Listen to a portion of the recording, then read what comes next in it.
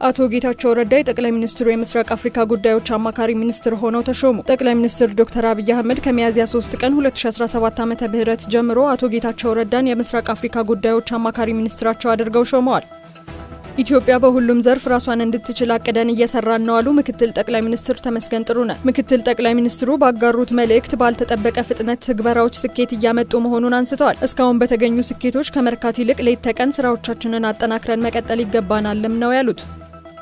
የአውሮፓ ህብረት ከኢትዮጵያ ጋር ላለው ግንኙነት የተለየ ትኩረት እንደሚሰጥ አስታወቀ። የውጭ ጉዳይ ሚኒስትር ዶክተር ጌዲዮን ጢሞቴዎስ ከህብረቱ ውጭ ግንኙነት አገልግሎት የኢኮኖሚና ዓለም አቀፍ ጉዳዮች ምክትል ዋና ጸሐፊ ሳይመን ሞሩ ጋር ተወያይተዋል። በኢትዮጵያና አውሮፓ ህብረት መካከል ያለውን ግንኙነት የበለጠ ለማጠናከር በየጊዜው ምክክር ማድረጉ ጠቃሚ መሆኑን ያነሱት ዶክተር ጌዲዮን ጢሞቴዎስ በቀጠናዊና አካባቢያዊ ጉዳዮች ላይ ገለጻ አድርገዋል።